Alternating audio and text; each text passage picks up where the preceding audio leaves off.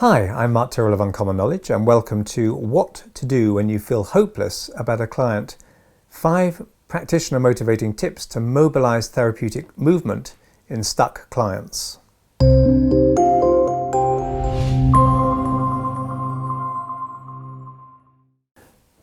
Now, I was actually sitting in the clinic and the sound of the doorbell hit me like an electric charge. Why had the client come? What was she here for? Was there really any point to this, and was I really helping?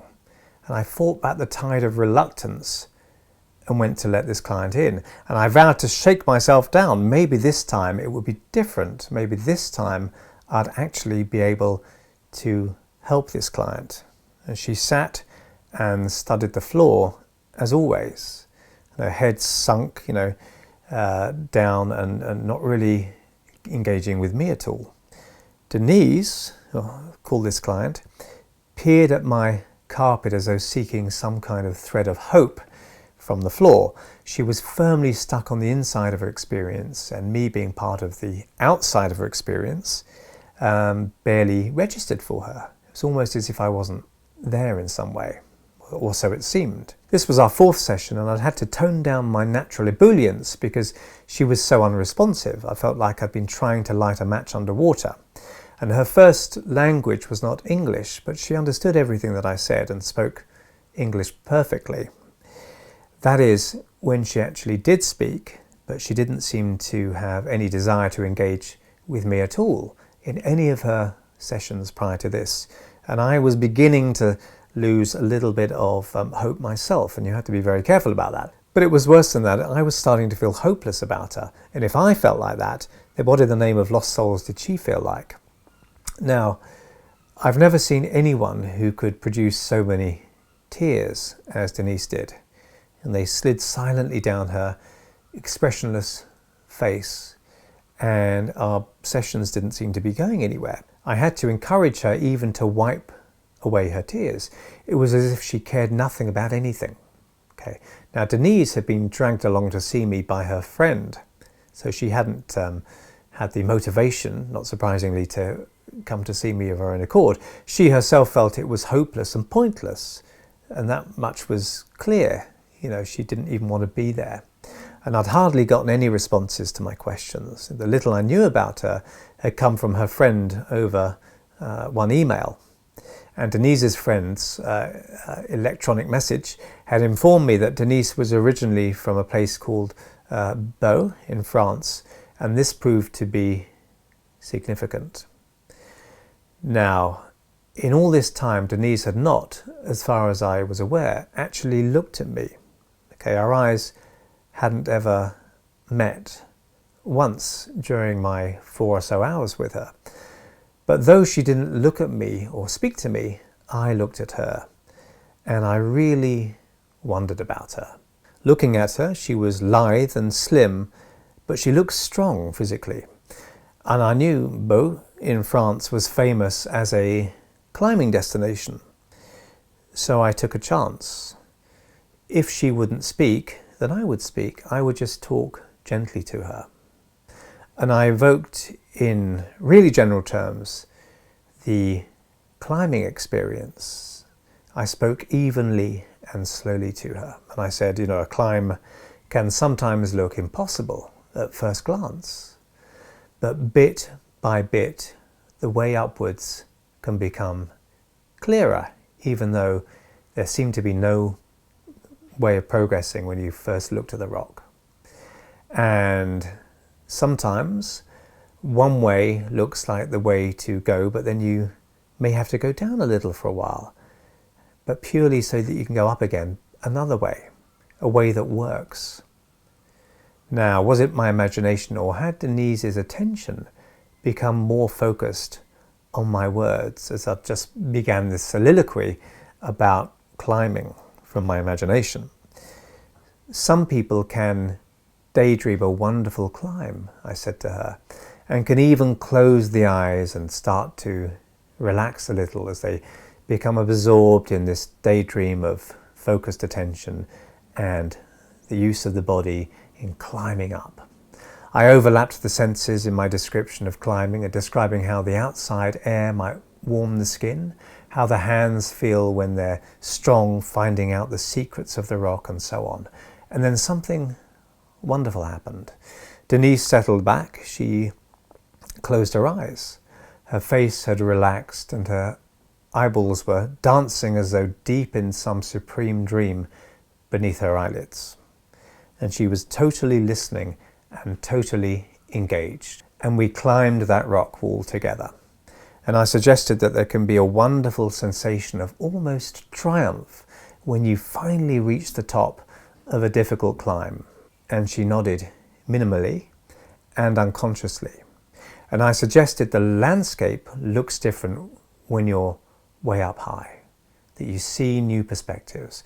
I described how you can see so much in context you just couldn't see before, and how new horizons and possibilities and perspectives appear from this new vantage point. And again, there was a subtle nod of her head, and I noticed that her face looked more relaxed. I talked of how the muscles of the arms and legs can relax and rest after a really intense climb, and how we naturally rest after exertion. And Denise sighed deeply, and I noticed her hands were no longer clenched into tiny balls of tension, and in fact she now looked restful. I had demanded nothing from her. All I'd done was think out loud about what climbing might feel like. I hadn't suggested that she'd ever been climbing in this part of France or asked her anything else, of course, and she wasn't speaking anyway, so I'd done the speaking. And of course I hadn't just been talking about climbing. Okay, that much should be clear. And I later did learn that Denise had been a highly respected climber back in France. Now this session taught me all kinds of things. Firstly, never ever give up on someone. Secondly, when they don't talk, we can talk, and we can use metaphor. And thirdly, we need to stay out of our clients' destructive trance states. If someone is drowning in a torrent, don't jump in with that person with no plan. Find a way to keep yourself safe and get them to safety. So there may sometimes be clients that you feel hopeless about. Maybe they've infected you with their hopelessness. Hopelessness as a feeling spreads between people. And this is one of the inherent risks of doing therapy, of spending time with people trapped inside a bubble of seemingly intractable negativity. Okay, we can get pulled into that bubble too if we're not careful. These are kind of mood viruses that infect people. Along with infectious pathogens, we all evolved to infect one another with our moods. And you can catch bad moods just as you can catch colds from those around you, even via social media, okay, as it's been shown in research.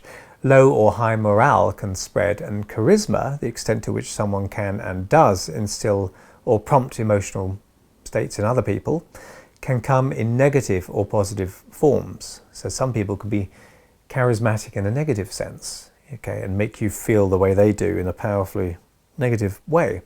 Denise's totally bleak mood, for some reason, had got to me. It pulled me in. I'd also suffered a failure of imagination at that point. I just couldn't imagine how she could get better because she seemed so stuck, but I hadn't been trying hard enough. I felt she wouldn't communicate, but of course she had been communicating. Tears, head shakes and sunken gaze are clear words in the language of defeat. Okay, they are clear communications. And maybe my burgeoning hopelessness about her had in some way started to communicate back to her, as in, this is another person who feels hopeless about me. So that was a terrible thought, that maybe, or perhaps inevitably, me starting to feel a little bit hopeless about the therapy had begun to communicate to her and made her feel even more hopeless. So if you sometimes feel hopeless about a client, maybe because they don't respond as you feel they should, or because they're simply captious and contrary or resistant, then perhaps these ideas can help you stay out of the quagmire of what seems like hopelessness. So tip number 1, stop doing what ain't working. Einstein's famously defined insanity as doing the same thing over and over and expecting different results. So sometimes we need to try something new. Asking questions hadn't worked. I'd asked Denise questions over and over and she hadn't responded, and yet I still carried on with it. I could have been a phantasm on some distant planet as far as she was concerned. But I'd just taken a guess intuitively as to what might engage her attention. I had to forget me. I had to rise out of myself and throw my feelings of struggle out of the way. I had to see and think through fresh eyes in order to begin to make therapeutic process with her. So if you're despairing over a client, look at what you've been doing and try something different. And also begin to perhaps listen to the quiet voice of your intuition. If it doesn't take with the client, then nothing's lost. If I'd simply spoken about climbing and she hadn't really responded, it didn't really matter, because what you were doing before that wasn't working anyway, so it wouldn't matter. Over the years, I've found that whenever I've started to feel hopeless about a client, and it's really a rare event, I have to say, I look at what I've been trying to do and that hasn't worked and stop doing it, and I call to mind Einstein's famous maxim. And I've also learned to do the following. Tip number 2, don't overly blame yourself when you don't get results with clients. It's sometimes said that there are no bad clients, only bad therapists. And that might be true, perhaps. But if we're inventive, creative and flexible, we can do some amazing interventions with many or perhaps most clients. But consider this, it might be that the situation and time are all wrong. We can do a lot to motivate our clients, even when they don't think they want to change, but perhaps we and they are not a good match. There is such a thing as chemistry of right time, right person, right place. Certainly when we're trained in establishing and maintaining rapport and decent and sociable people anyway, hopefully, then most people we work with will be a good match. We'll be able to do something for most people. But sometimes, for whatever reason, the therapeutic chemistry just isn't there. So often when we find ourselves despairing over a client's lack of progress, we're taking it personally. But here's the thing, if you feel there's really no effort or engagement coming from your client, you can do something quite dramatic. Cue tip number 3. So tip number 3, use negativity positively. One client, Robert, said yes to my no and no to my yes, more than honest disagreement. This was, I eventually noticed, automatic contrariness. Okay, so if I said up, he said down, automatically. When I breathed in, he breathed out. Well, almost seemed to be that extreme. But basically he was contrary, and this wasn't the same as honest disagreement. He was almost obsessively oppositional, and it started getting to me. It seemed more important to him to control the session than to get the actual benefit from the session that he claimed he wanted from therapy to begin with. So everything I said was automatically wrong. Okay, and we do occasionally find this with people. I worked with his resistance by encouraging it. This is what therapists are trained to do with resistance. You don't fight against it, you don't resist the resistance, you encourage it, because of course it's a force that can be used for therapeutic gain.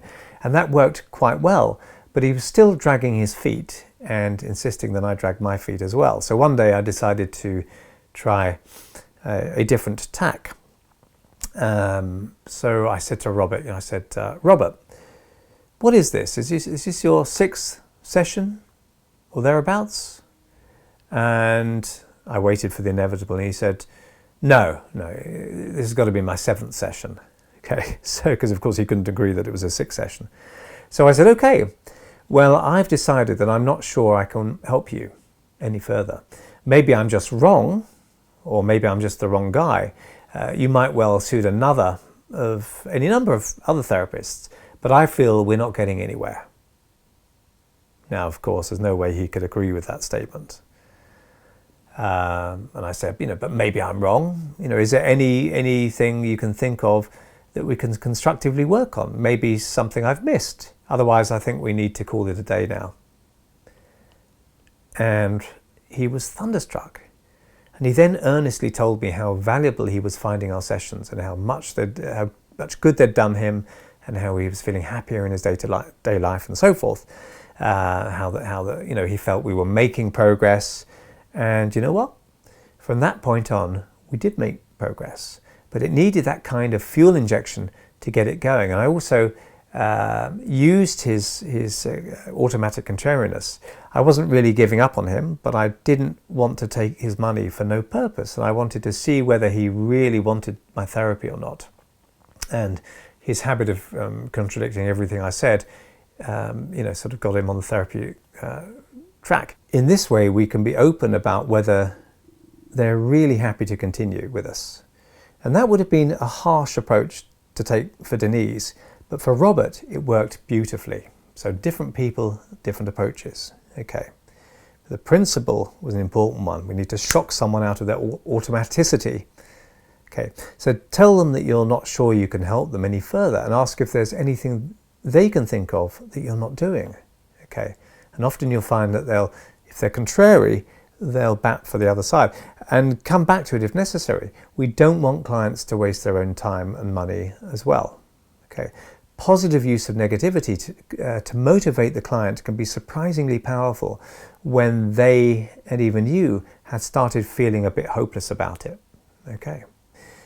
Tell them that you're feeling a little bit hopeless, and what can they do to make therapy better as well as you. It's a two-way thing. But you should also remind yourself regularly of the next point. So tip number 4, remember that people are surprising. And to my shame, I had forgotten that people can surprise me. Okay, with Denise I'm talking about.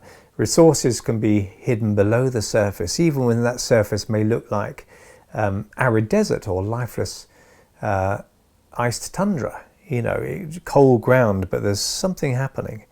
Growth just, the trees and flowers and plants don't just appear miraculously in spring. They appear because something was happening in what seemed like the dead, cold ground. This is exactly the kind of imagery that I used with Denise as well. I talked about how in winter, trees and shrubs appear lifeless, but underneath, even beyond awareness, changes can be happening that will soon start to break free, bringing life back to the world. Now, on the rare occasions I start to feel even a tad hopeless with a client, I remember Denise and how she surprised me and how faithless I'd been to doubt her. And remembering that people can surprise us can help you inhabit fully the next and final tip. So tip number 5, by your very being, transmit your positive expectation of your client. I expect my clients to get better and become happier.